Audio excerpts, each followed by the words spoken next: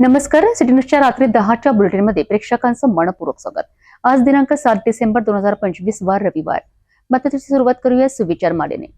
जर जिंकण्याची इच्छा असेल तर स्वतःवर विश्वास असणे आवश्यक आहे. आजचा सुविचार आपण बघितला. आता बघूया बातमीपत्राच्या ठळक बातम्या. या हेडलाईन्सचे प्रायोजक आहेत बीटीपी यात्रा ग्रुप अमरावती.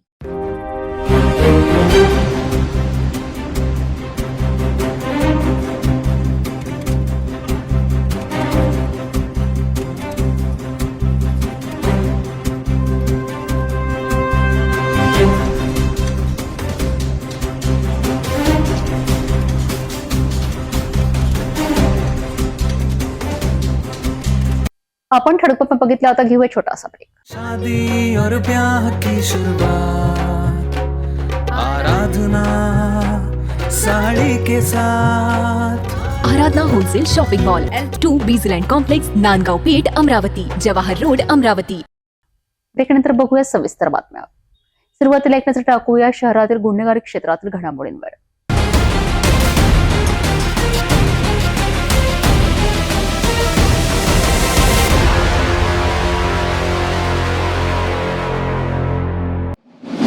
सात डिसेंबर रोजी अमरावती शहर गुन्हे शाखेच्या पथकाने मोठी कारवाई करत एमटी ट्रकचा मोठा साठा जप्त केला आहे. पोलीस निरीक्षक संदीप चव्हाण यांच्या मार्गदर्शनाखाली ही कारवाई करण्यात आली आहे. फ्रेझरपुरा पोलीस स्टेशन हद्दीतील वडाडी ब्रिज परिसरात अमरावती शहर गुन्हे शाखेच्या पथकाने छापा टाकला. या कार्यवाहीत 2 आरोपी मोहम्मद सोफियान मोहम्मद मनान वय वर्ष 26 आणि शोएब खान जमीर खान वय वर्ष 24 दोघेही राहणार अन्सारनगर यांना ताब्यात घेण्यात आले. दोघांच्या ताब्यातून 69 ग्रॅम एमडी, वजन काटा, 1 मोफेड गाडी आणि 2 मोबाईल असा एकूण 7,41,000 रुपयांचा मुद्देमाल जप्त करण्यात आलाय. गुन्हे शाखा पथकाला मिळालेल्या गोपनीय माहितीनुसार ही कार्यवाही राबविण्यात आली. ड्रग्सची व्यवहार करणाऱ्या तयारीत आरोपी असल्याची माहिती मिळताच पोलिसांनी तात्काळ सापळा रचून दोघांना पकडले.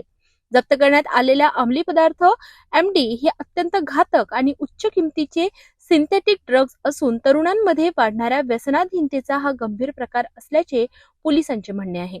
या प्रकरणी फ्रेझरपुरा पोलीस स्टेशनमध्ये विविध कलमांनुसार गुन्हा नोंद करण्यात आला असून दोन्ही आरोपींना अटक करून पुढील तपास सुरू आहे.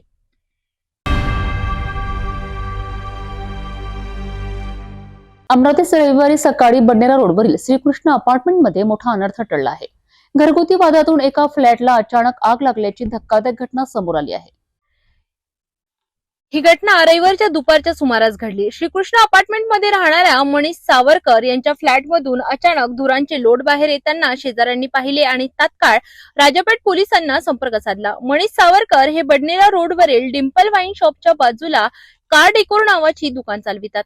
त्यांच्या म्हणण्यानुसार गेल्या काही दिवसांपासून सुरू असलेल्या घरगुती वादातून एका महिलेने ही आग लावल्याचा गंभीर आरोप त्यांनी केलाय. धुराची माहिती मिळताच राजापेठ पोलीस आणि अग्निशमन दल तातडीने घटनास्थळी पोहोचले. आग विझवण्यासाठी तब्बल 5 गाड्यांचा वापर करण्यात आला. सुदैवाने आग अपार्टमेंटच्या इतर भागात पसरली नाही. सर्वात आश्चर्यकारक बाब म्हणजे ज्या महिलेवर आग लागल्याचा आरोप आहे ती घटना घडण्यापूर्वीच राजापेठ पोलीस स्टेशनमध्ये बसलेली असल्याची माहिती समोर आली आहे. या आगीत मनीष सावरकर यांच्या दुकानातील लाखो रुपयांचे साहित्य पूर्णतः जळून खाक झाले. हा माल त्यांनी फ्लॅटमध्ये ठेवला होता. दसरा मैदानाजवळील हा परिसर घनदाट निवासी असून जवळच शर्मा हॉस्पिटलही आहे. आग मोठ्या प्रमाणात पसरली असती तर भीषण घटना घडली असती. सध्या पोलीस आणि अग्निशमन विभाग पंचनामा करत असून राजापेठ पोलिसांकडून पुढील तपास सुरू आहे. पीडित मनीष सावरकर यांनी मात्र पोलिसांच्या कारवाईबद्दल नाराजी व्यक्त करत आम्ही जुन्या तक्रारी दिल्या असतानाही त्यावर कारवाई झाली असती तर आज ही घटना घडली नसती असा आरोप त्यांनी केलाय. मनीष सावरकर नाव आहे माझं. आमचं 3 वर्षापासून बायकोशी वेगळं चालू आहे. ती दिल्लीला राहते दुसऱ्या माणसासोबत. तर मी म्हटलं तिला येऊन जाय सर्व सोडसाड करून, लेकरायला काही घेऊन नको जाऊ. तर ती नाही ऐकली. तिनं शेवटी मला पैशाची मागणी केली. वारंवार पैसे मागायच्या पहिले मी 8 लाख रुपये चेकद्वारा दिले, 5 लाख रुपये चेकद्वारा दिले.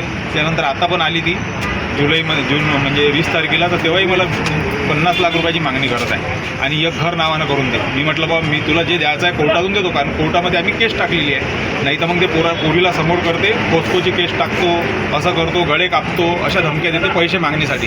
कारण त्या माणसासोबत ते राहते, तिला लग्न करायचं म्हणून ते पैसे माघार करत आहे. नाही तर मग याच्यापूर्वी 2 तारखेला दुकान जाळाचा प्रयत्न केला, तेव्हाही मी पोलीसमध्ये कंप्लेंट दिली. पुन्हा 3 तारीखला गोडाऊन जाळायचा प्रयत्न केला, तेव्हाही मी कंप्लेंट केली. काल पुन्हा आली, चाकू काढला, पोलीस स्टेशनमध्ये सिगरेटा पेली, लाता मारल्या, इथं दगडफेक केली, कॅमेऱ्यामध्ये पूर्ण कैद आहे, कितीतरी व्हिडिओ दाखवले आणि गंदे भावाचे बहिणीचे म्हणजे कोणचे बी व्हिडिओ बनवून का बा हे नालायक आहे असं तसं फेसबुकपर्यंत व्हायरल केली तिने. हालाकी दोषी ती आहे, तिच्या आईलाही माहीत आहे, तिची आई पण बोलायला तयार आहे, तिची बहीण पण बोलायला, सर्व विरुद्ध आहे तिच्यावाल्या, कारण ती दारू वगैरे डेली पिते. हा त्रास है तिचावाला आज सुबह क्या प्रकार हुआ वो बताइए। आज सुबह कुछ भी नहीं, मैं अब कल रात में पुलिस स्टेशन में 12 बजे तक थे हम, तो सर बोले भाई तुम चले जाओ, बोले हम देख ले, बोलते दोनों के रिपोर्ट लिया. अब मेरे को लगा, और पुलिस वालों ने भी हमको बोला कि भाई तुम्हारा कोर्ट का मैटर तुम कोर्ट में निपटा लो. उसको भी समझाया कि भाई कोर्ट से जो भी होगा तुम कोर्ट से करो, बाहर से कुछ करो मत. वो कुछ सुनी नहीं. आज उसने सीधा मेरे को फ़ोन किया, बोले जल्दी मेरे को 30 लाख रुपये अर्जेंट में ला के देने, तो मैं गोल्डन चला जाती. मैं था वकील के पास, नहीं तो फिर मेरे को बोले अर्जेंट में 4 लाख तो भी दे. मतलब मेरे पास एक रविवार है, आज पैसे कहाँ से दूंगा मैं. तो नहीं सुनी हो. इसके पहले भी लॉक तोड़ा और गोडाउन जला डाला. मेरे को भी मालूम नहीं, बाजू वाले ने जब फ़ोन किया तब आया मैं इधर. फ्लैट पे कितना माल था आपका? 50 से 60 लाख रुपए का माल. पुलिस वाले और 6 कंप्लेंटा मैंने कर चुका हूँ. मेरे पास उसकी ओसी भी है, पर किसी ने एक्शन लिया ही नहीं, क्योंकि सीधा यही भाषा बोल रहे थे कि तुम मियाँ बीबी हो, हम कुछ नहीं कर सकते. ये कौन सा तरीका है. मैं उनको हाथ जोड़ के, कम से कम एक आधी लेडीज अच्छी पकड़ के उनको डांटो तो सही. लेडीज एकदम इतनी आगे थोड़ी जाती रहती, मर्यादा में रहती ना. हाँ ठीक है भाई, एक आधी अगर गिरी हुई औरत है तो उसको आप संभालने का आपका काम है ना. पुलिस स्टेशन बना काय के लिए, हमारी सुनने के लिए बनाया ना. कुछ ना कुछ तो सुनो, कुछ ना कुछ तो एक्शन लो. ये मैंने बहुत कोशिश किया, नहीं सुने. आखिर में आखिर उसने, लड़की ने मेरे पे आरोप डाला और वो लड़की को नाम लेके, और एक दिल्ली वाली लड़की आई है उसके साथ में, उसने भी कैमरे तोड़ने की कोशिश की है. और उसको बोला है अगर इसने कुछ मेरे ऊपर हाथ उठाया तो सीधा कपड़े फाड़ ले तू और मेरा नाम दे दे, तेरा नाम दे दे कि तेरे ऊपर बलात्कार किया करके. ये ऐसे आरोप लगाती हो जानबूझ के. पहिले लड़की का डायलॉग होता मेरे ऊपर. अशी आहे की आमचं दिग्बलवाणीच्या बाजून असल्या कारणास्तव यांचे दोघं नवरा बायकोची 8-15 पासून नेहमी भांडणं चालू आहे. 4-5 दिवसा पहिले त्या बाईंनी दुकान जाळण्याचा पूर्ण प्रयत्न केला. आम्ही तो मोठ्या मुश्किलीनं हाही आग विझवली आणि का संध्याकाळची घटना, ती बाई येते, दारू पिऊन येते, तर दुकानात तोडफोड करते आणि परिसरात पूर्ण दहशतवादाचं वातावरण निर्माण करते ती बाई. आणि आम्ही त्या दोघांमध्ये बोलू शकत याच नाही की ती बाईची जात राहिली. आजची गोष्ट, सकाळी ती बाई आली एक लहान पोरीसोबत, आतमध्ये गेली. मी स्वतः डोळ्यांनी बघितलं, गोडाऊनला आग लावली आणि आग लावल्यानंतर तुरंत ही राजा पोलीस स्टेशनात स्वतःहून गेली. मी अशा कारणातून मला दिसल्यानंतर, आग दिसल्यानंतर मी स्टेशनला गेलो, साहेब गोडाऊनवरती काहीतरी आग लागली बघा तुम्ही. ते बाई मला हजर दिसली. आग अशी भयानक रूप धारण केलं आगीने. आणि मी साहेबांना स्वतः सांगितलं की आग लावली त्या बाईनी आणि या मुली.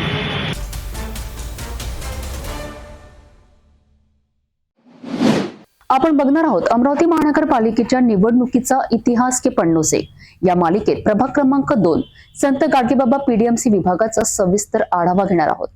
अमरावती महानगरपालिकेच्या प्रभाग क्रमांक 2 अर्थात संत गाडगेबाबा पीडीएमसी प्रभागाची एकूण लोकसंख्या आहे 26,952 इतकी. हा प्रभाग भौगोलिक आणि प्रशासकीय दृष्ट्या अत्यंत महत्वाचा मानला जातो. या प्रभागाच्या व्याप्तीमध्ये इस्कॉन मंदिर, पीडीएमसी, जिल्हाधिकारी कार्यालय, विभागीय आयुक्त कार्यालय, सार्वजनिक बांधकाम विभाग आणि आरटीओ ऑफिस यांसारख्या महत्वाचा शासकीय संस्थांचा समावेश होतो. तसेच रहिवासी क्षेत्रांमध्ये अप्पू कॉलनी, महालक्ष्मी नगर, गाडगे नगर, शिवाजी नगर, ख्रिस्त कॉलनी, वृंदावन कॉलनी, तपोवन नगर, राजमाता कॉलनी आणि तरुणबाग यांसारख्या अनेक प्रमुख वसाहतींचा समावेश होतो. तर अमरावती महानगरपालिकेच्या अंतर्गत 2017 मध्ये झालेल्या निवडणुकीतील प्रभाग 2चा इतिहास आपण इतिहास के पन्नों से या शृंखलेतून जाणून घेऊया. आता वळूया या 2017च्या निवडणुकीच्या निकालांकडे. 2017 मध्ये या प्रभागात प्रचंड चुरस पाहायला मिळाली होती.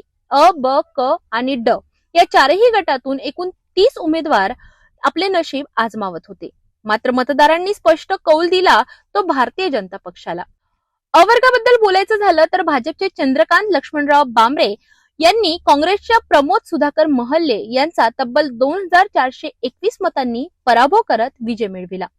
तर ब वर्गामध्ये भाजपच्याच सुरेखा दिगंबर लुंगारे यांनी शिवसेनेच्या स्वाती अमोल निस्ताने यांचा 705 मतांनी पराभव केला. क वर्गाकडे जर पाहिलं तर भाजपच्या प्रमिला गजाननराव जाधव यांनी काँग्रेसच्या किरण सुभाष भावे यांना 305 मतांनी पराभूत केले. इथे लढत काहीशी अटीतटीची झाली. तर ड वर्गामध्ये मात्र एकतर्फी विजय पाहायला मिळाला. भाजपचे बाळू शंकर भुयार यांनी काँग्रेसचे अभय हिम्मतराव ढोबळे यांचा 4135 अशा प्रचंड मताधिक्याने पराभव केला. थोडक्यात सांगायचे तर 2017 मध्ये या प्रभागात भारतीय जनता पक्षाने क्लीन स्लीप तयार करत 4ही जागा जिंकल्या. आता आगामी निवडणुकीत हेच विजयी उमेदवार पुन्हा रिंगणात उतरणार का आणि उतरल्यास त्यांच्या 2017 मधील विजयाचा करिश्मा पुन्हा 2025च्या निवडणुकीत पाहायला मिळणार का हे पाहणे औत्सुक्याचे ठरणार आहे.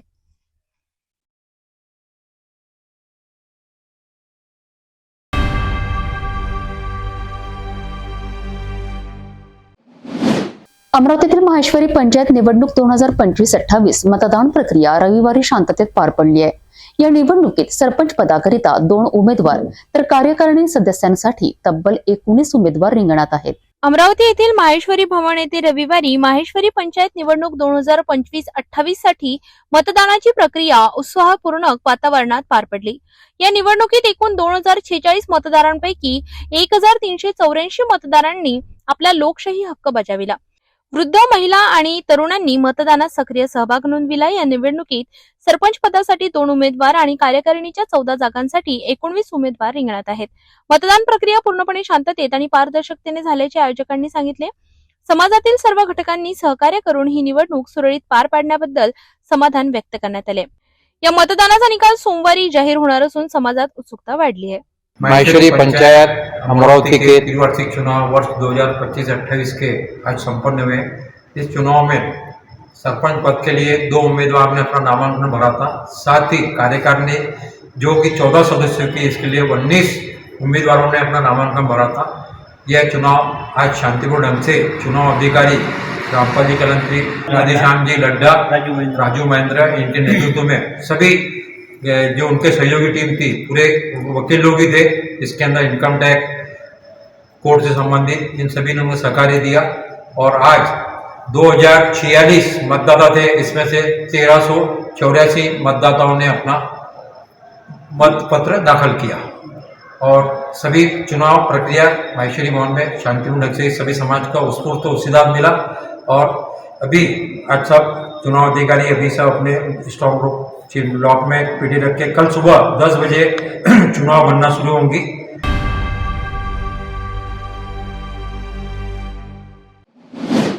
अमरावतीमध्ये सुतार समाज पंचमुखी विश्वकर्मा विकास संस्थेच्या वतीने भव्य राज्यस्तरीय सुतार समाज वधूवर परिचय मेळावा 2025 उत्साहात पार पडलाय. 7 डिसेंबर रोजी गाडगेनगर येथील संत गाडगेबाबा समाधी मंदिर ट्रस्टच्या परिसरात हा सोहळा झालाय. या परिचय मेळाव्याचे हे सलग 19वे वर्ष असून यावेळी केवळ महाराष्ट्रातूनच नव्हे तर इतर राज्यांमधूनही समाज बांधव मोठ्या संख्येने सहभागी झाले.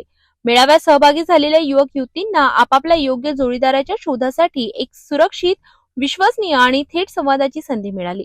समाजातील ज्येष्ठ कार्यकर्ते, पदाधिकारी आणि पालकांनीही उपस्थित राहून या कार्यक्रमाला उत्स्फूर्त प्रतिसाद दिला. संपूर्ण दिवसभर चाललेल्या या उपक्रमात शेकडो नोंदणी, सविस्तर परिचय सत्रे आणि प्रत्यक्ष संवादाच्या माध्यमातून अनेक युवक युवतींना परस्पर परिचयाची संधी मिळाली. समितीच्या माहितीनुसार समाजातील तरुण पिढीला सोयीस्कर, पारदर्शी आणि सांस्कृतिक वातावरणात विवाहासाठी योग्य जोडीदार शोधता यावा, हा या मेळाव्याचा मागील उद्देश. गेल्या 19 वर्षात या मेळाव्यामधून अनेक यशस्वी विवाह जुळले असल्याने समाजात या उपक्रमाबद्दल विशेष उत्सुकता पाहायला मिळते.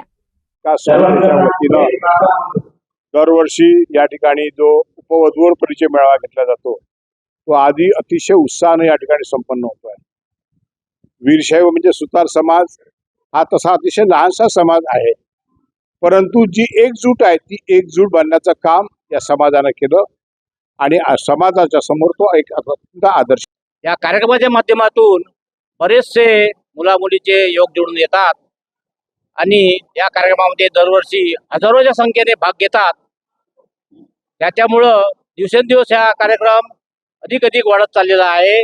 आजही मला वाटते 300-400 नोंदण्या झालेल्या आहे आणि पुढेही अधिक होईल याची आशा आहे. त्याचप्रमाणे हजारोच्या संख्येने या मेळाव्याच्या उपस्थितीमध्ये आम्हालाही खूप हिंमत येते आणि उत्स्फूर्त ताकद मिळते.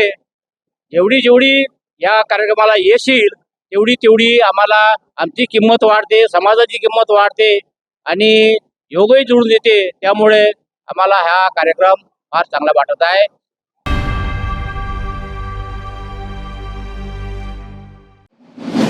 भातकुली तालुक्यातील श्री क्षेत्र माया मच्छिंद्रनाथ संस्थान अडणगाव येथे पारंपरिक पद्धतीने साजरा झालेला दत्त जयंती महोत्सव. हजारो भक्तांच्या उत्साहात हा महोत्सव यंदाही अत्यंत भक्तिमय वातावरणात पार पडलाय. भातकुली तालुक्यातील अडणगाव, ज्याला आनंद नगरी म्हणून ओळखले जाते, हे स्थान मच्छिंद्रनाथ आणि गोरक्षनाथ यांची तपोभूमी असल्याने नाथपंथी साधू संतांची काशी मानले जाते. इथल्या नावसिद्धी कुंडाच्या पाण्याला विशेष महत्व असून या पाण्याने स्नान केल्यास अनेक व्याधी दूर होतात अशी श्रद्धा आहे. या परिसरात असलेले पूर्वमुखी शिवालय आणि शांत वातावरणामुळे देशभरातून साधू संत व भक्त येथे सतत दर्शनासाठी येत असतात. यावर्षीचा दत्त जयंती महोत्सव शंकर महाराजांच्या हस्ते तीर्थस्थापना करून सुरू झाला. त्यांच्या मधुर वाणीतून नाथचरित्र ग्रंथ वाचनाचे आयोजनही करण्यात आले. सकाळी 5 वाजता अभिषेक, 6 वाजता सामुदायिक ध्यान, तर सकाळी 9 ते 11 आणि दुपारी 3 ते 5 नाथचरित्र ग्रंथ वाचनाने भक्तिमय वातावरण निर्माण झाले होते. सायंकाळी 7 ते 8 वाजता भजन संध्यांनी परिसर दुमदुमून गेला. मंदिर परिसरात दिव्यांची रोषणाई करण्यात आली. यानंतर योगी पुंडलिकनाथ महाराज यांच्या हस्ते होम हवन व महापूजा पार पडली. महाआरतीच्या वेळी परिसरात भक्तांचा उत्सव ओसंडून वाहत होता. पालखी मिरवणूक सोहळा मोठ्या दिमाखात पार पडला. जिल्ह्याभरातून आलेल्या भजन मंडळींनी पालखीचे स्वागत केले. गावातील प्रत्येक घरासमोर श्रींचा फोटो व आकर्षक रांगोळ्या काढण्यात आल्या होत्या. यात्रेनंतर दुपारी महाप्रसादाचे आयोजन केले गेले. हजारोंच्या संख्येने भक्तांनी महाप्रसादाचा आनंद घेतला आणि संपूर्ण अडणगाव भक्तिमय वातावरणाने न्हाऊन निघाले.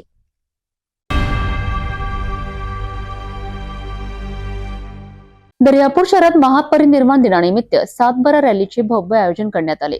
महिला, पुरुष, युवक युवतींनी मोठ्या संख्येने सहभाग नोंदवत सामाजिक ऐक्याचा आणि भारतीय संविधानाबद्दल आदराचा संदेश दिलाय. दरवर्षीप्रमाणे यंदाही महापरिनिर्वाण दिनानिमित्त दर्यापूर शहरात सातबारा रॅली उत्साहात पार पडली.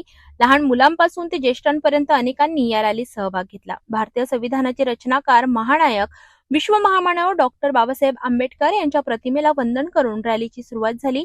या रॅलीचे स्वागत दर्यापूर तालुका काँग्रेस कमिटीचे अध्यक्ष सुधाकर भारसाकडे, शहराध्यक्ष अक्षय भारसाकडे तसेच त्यांच्या मित्रमंडळींनी केली.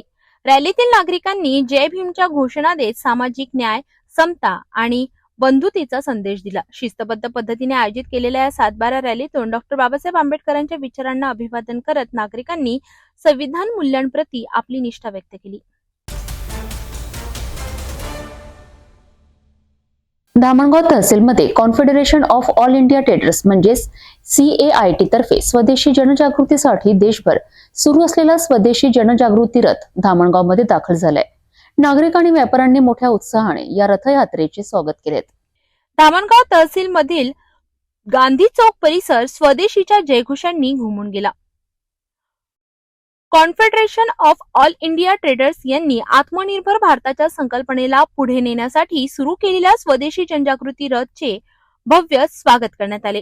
कार्यक्रमाची सुरुवात राष्ट्रपिता महात्मा गांधी यांच्या पुतळ्यास हारार्पण करून झाली. त्यानंतर विविध व्यापारी संघटनांचे पदाधिकारी आणि स्थानिक नेत्यांनी उपस्थित नागरिकांना स्वदेशी उत्पादने वापरण्याचे आवाहन केले. या कार्यक्रमात प्रमुख उपस्थिती होती ते भाजप नेत्या डॉक्टर अर्चना अडसड रोठे यांची, विधानसभा प्रमुख रावसाहेब रोठे, गिरीश मुंदडा, विदर्भ उपाध्यक्ष गिरीश भुतडा, तालुका अध्यक्ष संजय जांगडा, महिला विंग अध्यक्ष राधा भूत, तर व्यापारी समाजातील लक्ष्मीकांत वर्मा, प्रेमकुमार टावरी, अशोक भंडारी आदी मोठ्या संख्येने उपस्थित होते. उपस्थित व्यापाऱ्यांनी स्वदेशी वस्तूंना प्राधान्य देण्याचा संकल्प व्यक्त केला. त्यानंतर भगतसिंग चौकात रथयात्रेचे उत्स्फूर्त स्वागत करण्यात आले. येथे राष्ट्रीय स्वयंसेवक संघाचे प्रमुख चंद्रशेखर राठी, अशोक भन्साली, दर्शन राठी, बालू धुर्वे, शेखर पाटील तसेच सेटचे इतर पदाधिकारी उपस्थित होते. अमर शहीद भगतसिंग यांच्या पुतळ्यास माल्यार्पण करून स्वदेशी संकल्प रथयात्रेला अभिवादन करण्यात आले. कॉन्फेडरेशन ऑल इंडिया ट्रेडर्स तर्फे ही रथयात्रा पूर्ण देशात सुरू आहे. याचं आगमन आज धामणगाव शहरात झालं आहे आणि confederation of all India traders Dhamangaon तालुक्यातर्फे या रथयात्रेचं स्वागत ठिकठिकाणी माननीय भावी नगराध्यक्ष सौ अर्चनाताई रोठे अडसड यांनी गांधी चौक येथे केला आहे आणि आज येथे भगतसिंग चौक येथे संघाचे प्रमुख श्री चंद्रशेखरजी राठी यांच्या उपस्थितीत या रथयात्रेचं स्वागत इथे करण्यात आलं आहे आणि स्वदेशीचा नारा घेऊन निघालेली ही रथयात्रा संपूर्ण देशात एक स्वदेशीचा आवाज बुलंद करेल आणि नरेंद्र मोदीजीचे स्वप्न पूर्ण करेल हीच अपेक्षा. धन्यवाद. जय हिंद, जय महाराष्ट्र.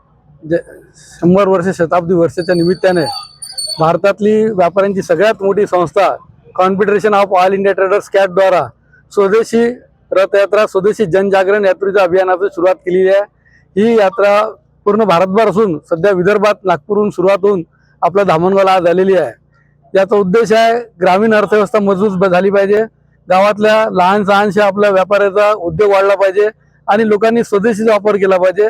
ज्या निमित्ताने धामणगावात आपल्या शहरातील ग्रामीण विभागातील जो लहान व्यावसायिक आहे तो मजबूत होईल आणि तो मजबूत झाला तर तो आपल्या इकडचा पैसा आपल्या गावातच राहील आणि आपली इथची अर्थव्यवस्था मजबूत होईल. त्या निमित्ताने आपला पैसा विदेशी कंपन्यांना न जाता आपला पैसा हा आपल्या ग्रामीण अर्थव्यवस्थेत आला पाहिजे. स्वदेशी वस्तू खर्च याकरता हा अभियान आहे आणि या निमित्तानं आज आपल्या इथं राष्ट्रीय स्वयंसेवक संघाचे विभागीय उपसंघाचालक शेखरभाऊ राठी आज आपल्या सोबत आहेत. तसेच कॉन्फेडरेशन ऑफ इंडिया ट्रेडर्सचे सर्व पदाधिकारी सुद्धा आज इथे उपस्थित आहे. या विभागाचे माजी नगरसेवक बालूभाऊ धुर्वे सोबत आहे आणि सर्व मिळून आज आम्ही या धामणगावात हीच आवाहन करू की सगळ्यांनी स्वदेशी वस्तूचा वापर करावा, विदेशी वस्तूचा त्याग करावा, ऑनलाईन खरेदी बंद करावी आणि आपल्या स्थानिक दुकानदारापासून माल विकत घ्यावे, जेणेकरून आपला इथचा व्यवसाय हा मोठा होईल आणि आपल्या शहराचा विकास होईल. कॅटद्वारे राष्ट्रीय स्वयंसेवक संघाच्या शताब्दी वर्षानिमित्त ही जी स्वदेशी जागरण यात्रा यांनी सुरू केली आहे, या यात्रेला माझ्यातर्फे आणि संघातर्फे खूप खूप शुभेच्छा. हा जो अभियान आहे हा अभियान जसं की आपल्याला गिरीश भुतळे यांनी सांगितलं आहे की राष्ट्राची जी आर्थिक व्यवस्था आहे त्या व्यवस्थेला मजबूत करण्याकरता स्वदेशी वस्तूंचा आपण सगळ्यांनी वापर केला पाहिजे. परमपूजनीय सरसंघ चालकांनी जी पंच परिवर्तनाची जे आव्हान राष्ट्राला केलं आहे त्यात स्वजागरण हा सुद्धा एक प्रमुख मुद्दा आहे. स्वजागरण मध्ये स्वदेश, स्वभाषा, स्ववेश आपले जे काही आपले भारतीय संस्कृतीला आधारित जे काही आहे त्याला आपण पुढे केलेला पाहिजे आणि त्याच या माध्यमातून आपल्या स्वदेशी वस्तूंना सुद्धा आपण वापरलं पाहिजे आणि विदेशी वस्तूंचा आपण बहिष्कार केला पाहिजे. या यात्रेच्या दरम्यान ही जी आपल्याला सगळ्यांना एक पत्रक देण्यात येत आहे त्याच्यात पूर्ण माहिती आहे की स्वदेशी वस्तू कोणत्या आहे आणि विदेशी वस्तू कोणत्या आहे. त्या दृष्टीने आपल्या सगळ्यांच्या माहिती करता एक खूप चांगलं महत्वपूर्ण असं हे पत्रक आपल्याला सगळ्यांना देण्यात येत आहे. याचा आपण सगळ्यांनी अभ्यास करावा आणि स्वदेशी वस्तूंचाच वापर करावा असं मी आग्रह करतो आणि या यात्रेला शुभेच्छा देतो. धन्यवाद.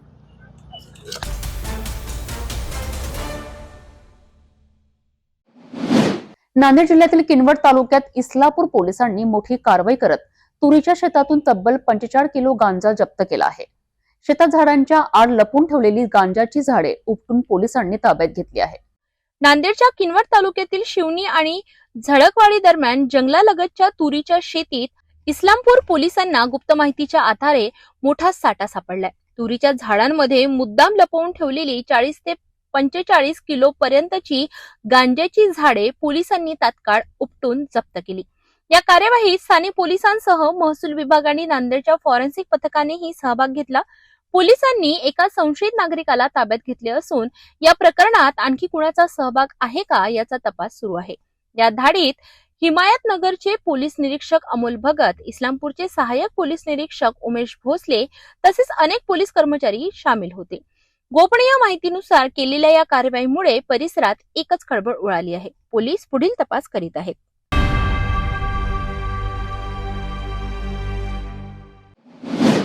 नांदेड जिल्हा सामान्य रुग्णालयातील फॉरेन्सिक विभागात लागलेल्या आगीची धक्कादायक घटना समोर आली आहे. आग वेळेत आटोक्यात आणण्यात यश आलं असून मोठा अनर्थ टळला आहे. नांदेड येथील जिल्हा सामान्य रुग्णालयातील फॉरेन्सिक विभागात दुपारच्या सुमारास आग लागल्याची घटना घडली. विभागातील यूपीएस सिस्टम मध्ये शॉर्ट सर्किट झाल्याचा प्राथमिक अंदाज व्यक्त केला जात आहे. या आगीत यूपीएस सह अनेक इलेक्ट्रॉनिक वस्तू जळून खाक झाल्या असून अनेक महत्त्वाच्या उपकरणांचे मोठे नुकसान झाले आहेत. आग लागल्याची माहिती मिळताच अग्निशमन दलाच्या जवानांनी तात्काळ घटनास्थळी धाव घेतली. काही मिनिटांच्या अथक प्रयत्नांनंतर त्यांनी आगीवर पूर्णपणे नियंत्रण मिळविले. सुदैवाने यामध्ये कोणतीही जीवितहानी झालेली नाही. मात्र फॉरेन्सिक विभागातील कामकाज काही तास विस्कळीत झाले. अधिकाऱ्यांच्या माहितीनुसार रुग्णालयातील विद्युत पुरवठा गेल्या काही दिवसांपासून वारंवार खंडित होत होता. याच कारणांमुळे इलेक्ट्रॉनिक सिस्टमवर ताण येऊन आग लागली असावी असा प्राथमिक अंदाज अधिकाऱ्यांनी व्यक्त केलाय. घटनेनंतर रुग्णालय प्रशासनाने विद्युत यंत्रणांची तपासणी करण्याचे आदेश दिले असून भविष्यात अशा घटना टाळण्यासाठी सुरक्षा उपाय अधिक बळकट करण्याचे आश्वासन दिले आहे.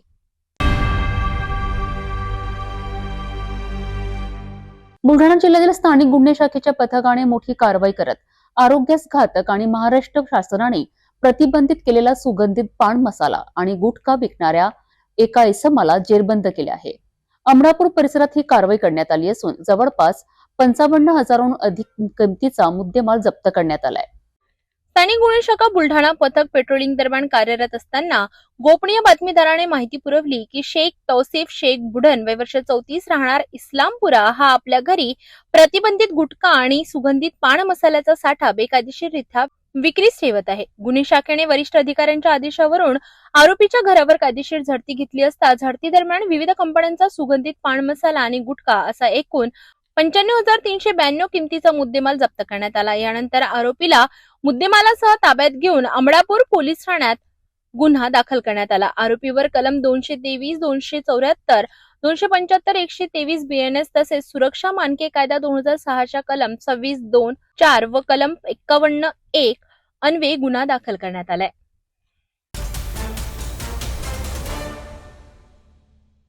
महापरिनिर्वाण दिनानिमित्त बुलढाणा जिल्ह्यातील मेहकर तालुक्यातील परतापूर जिल्हा परिषद शाळेत एक विशेष उपक्रम पार पडलाय. विद्यार्थ्यांनी आणि शिक्षकांनी मिळून डॉक्टर बाबासाहेब आंबेडकरांना अभिवादन करत संविधान मूल्यांची जाणीव करून देणारा हा उपक्रम सर्वांचे लक्ष वेधून घेत आहे. बुलढाणा जिल्ह्यातील मेहकर तालुक्यातील परतापूर येथे जिल्हा परिषद शाळेस महापरिनिर्वाण दिन विशेष पद्धतीने साजरा करण्यात आला. या कार्यक्रमात शाळेचे शिक्षक नितीन शेळके यांनी खडूच्या सहाय्याने डॉक्टर बाबासाहेब आंबेडकर यांच्या आकर्षक आणि जिवंत चित्र साकारले. त्यांच्या कलाकृतीचे विद्यार्थी, पालक आणि ग्रामस्थांनी विशेष कौतुक केले. कार्यक्रमादरम्यान विद्यार्थ्यांना संविधान निर्माते डॉक्टर बाबासाहेब आंबेडकर यांच्या कार्याची माहिती देण्यात आली. तसेच संविधानातील मूलभूत अधिकार, कर्तव्ये आणि मूल्यांची ओळख करून देण्यात आली. परतापूर येथील जिल्हा परिषद शाळा इयत्ता 1ली ते 8वी पर्यंत चालते. शाळेची एकूण विद्यार्थी संख्या 190 असून महापरिनिर्वाण दिनी सर्व विद्यार्थ्यांनी एकत्र येत बाबासाहेबांना विनम्र अभिवादन केले. या उपक्रमामुळे विद्यार्थ्यांमध्ये सामाजिक समता, बंधुत्व आणि राष्ट्रनिष्ठा या मूल्यांची रुजवण करण्यात आली. महत्वाची भूमिका बजावल्याचे शिक्षकांनी सांगितले. डॉक्टर बाबासाहेब आंबेडकर यांच्या विचारांचा वारसा पुढील पिढीपर्यंत पोहोचविण्याचा छोटासा पण अर्थपूर्ण प्रयत्न परतापूर शाळेत यशस्वीपणे पार पडला.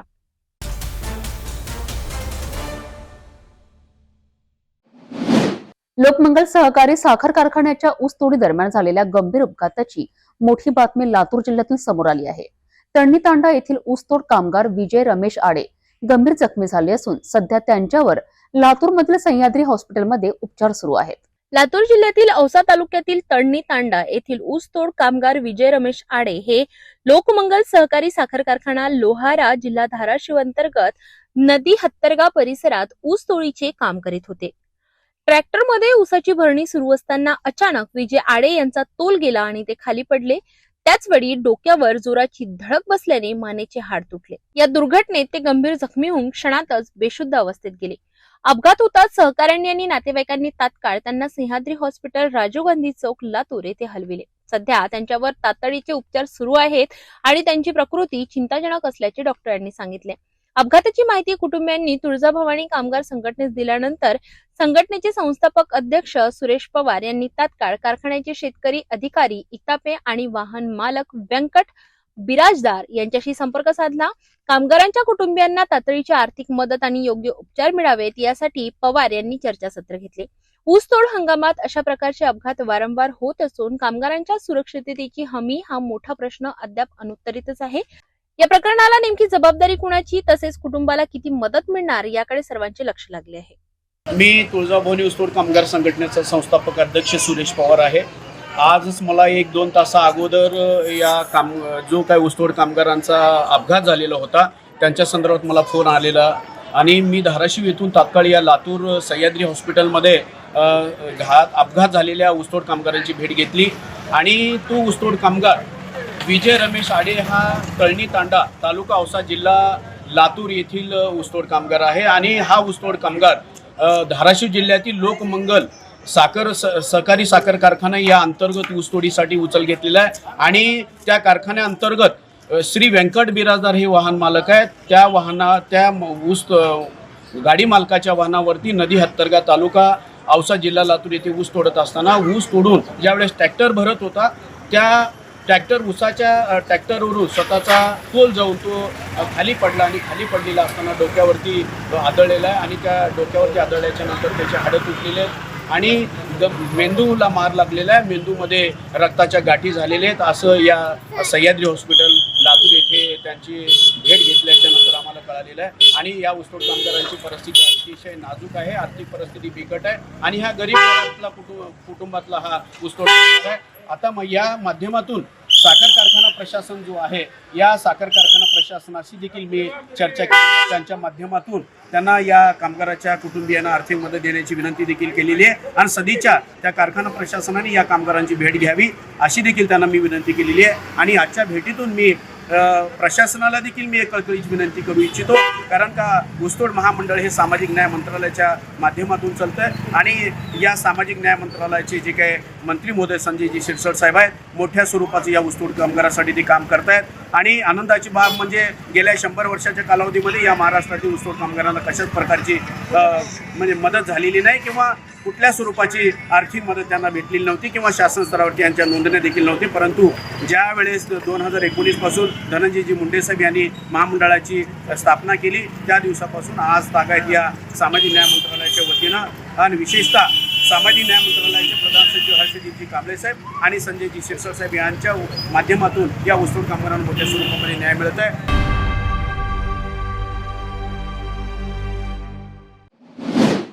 औसा किल्लारीतील निळकंठेश्वर सहकारी साखर कारखाना सुरू झाल्याबद्दल केलेला नवस आमदार अभिमन्यू पवार यांनी पूर्ण केला आहे. तब्बल 3 किलोमीटर दंडवत प्रवास करत आमदारांनी निळकंठेश्वर मंदिरात दर्शन घेतलेत. त्यांच्या या नवस्फूर्तीचा संपूर्ण परिसरात मोठ्या प्रमाणावर उत्साह आणि श्रद्धेने स्वागत करण्यात आले. औसा किल्लारी येथे अनेक वर्षांपासून बंद पडलेला सहकारी साखर कारखाना पुन्हा सुरू व्हावा आणि गाळप हंगाम नियमित सुरू राहावा यासाठी श्रावणातील सोमवारी आमदार अभिमन्यू पवार यांनी मनोभावे नवस केला होता. कारखाना केवळ सुरूच झाला नाही तर 20,000 मेट्रिक टन ऊस गाळपही पूर्ण झाल्याने आमदारांनी केलेला नवस शनिवारी पूर्ण केला. पहाटेपासून आमदार पवार यांनी कारखाना ते निळकंठेश्वर मंदिर असा सुमारे 3 किलोमीटरचा मार्ग दंडवत घालत पूर्ण केला. सोबत त्यांच्या पत्नी शोभा पवार, ऍडव्होकेट परीक्षित पवार, कार्यकर्ते, ग्रामस्थ आणि भाविक मोठ्या संख्येने उपस्थित होते. हा प्रवास केवळ धार्मिक नवस्फूर्ती नव्हता तर शेतकरी बांधवांप्रती कृतज्ञतेचे प्रतीक असल्याचे मत व्यक्त केले जात आहे. किल्लारी येथील सहकारी साखर कारखाना अनेक वर्षे बंद होता, मात्र आमदार अभिमन्यू पवार यांच्या सततच्या पाठपुराव्यामुळे या कारखान्याला नवे जीवन मिळाले आणि नव्याने सुरुवात करत निळकंठेश्वर सहकारी साखर कारखाना असे नाव देण्यात आले. साखर कारखाना सुरू करण्यासाठी प्रशासकीय, आर्थिक आणि तांत्रिक अशा अनेक अडचणींवर मात करण्यात आली. या प्रक्रियेत केंद्रीय गृहमंत्री अमित शहा, मुख्यमंत्री देवेंद्र फडणवीस, उपमुख्यमंत्री तसेच सहकार विभागातील वरिष्ठ अधिकारी यांच्या महत्वपूर्ण सहकार्याची नोंद आहे. काही दिवसांपूर्वी केंद्रीय मंत्री नितीन गडकरी यांच्या हस्ते गाळप हंगामाचा विधिवत शुभारंभ झाला. नवीन कारखाना सुरू झाल्यामुळे स्थानिक ऊस उत्पादकांना तात्काळ गाळप सुविधा उपलब्ध झाली. वाहतूक खर्चात बचत, रोजगार निर्मिती आणि स्थानिक अर्थकारणाला चालना मिळाली. किल्लारी तालुक्यासह 2 जिल्ह्यातील ऊस उत्पादकांसाठी ही घटना ऐतिहासिक ठरली असून आमदार पवारांचा दंडवत प्रवास हा त्यांच्या वचनपूर्तीचा भक्कम पुरावा मानला जात आहे.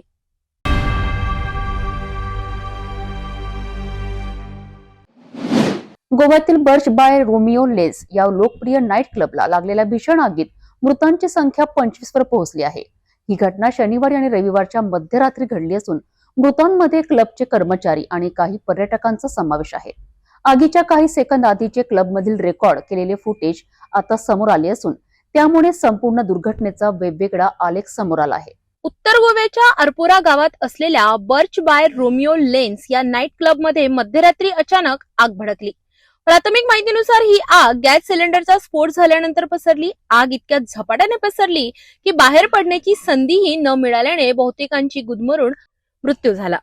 समोर आलेल्या व्हिडिओमध्ये एका महिला डान्सरच्या परफॉर्मन्स सुरू असताना अचानक स्टेजच्या मागील बाजूस पडद्याला आग लागलेली दिसते.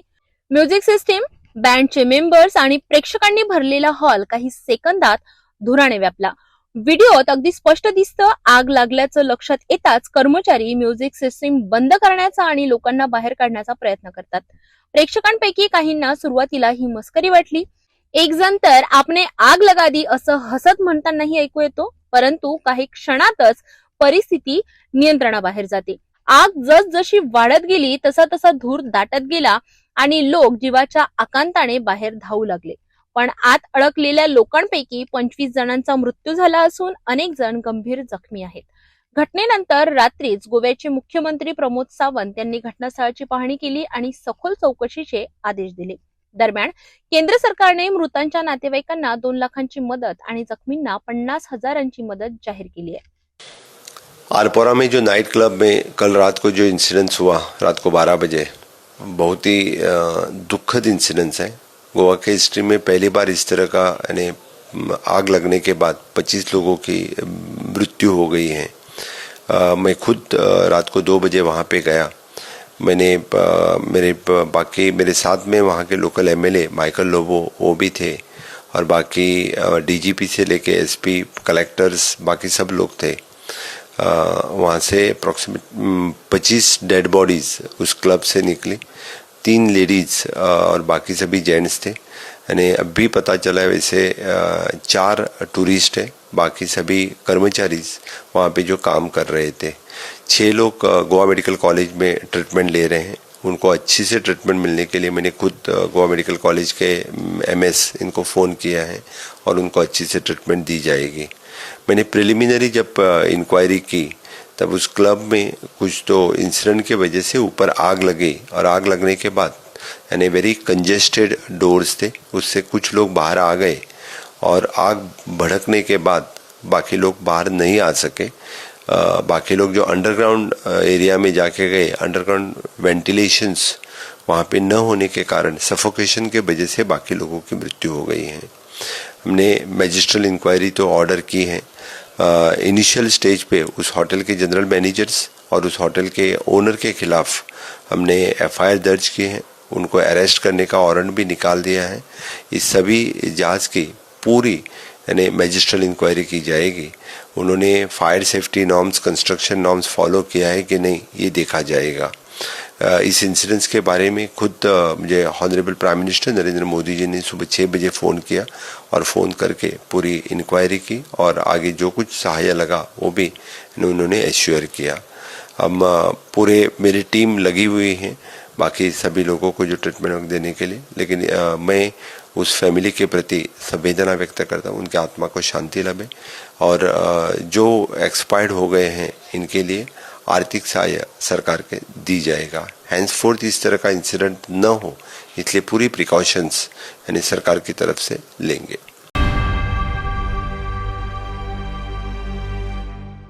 जाता जाता पुन्हा एकदाच्या ठळक बातम्या. या हेडलाईन्सचे प्रायोजक आहेत बीटीपी यात्रा ग्रुप अमरावती.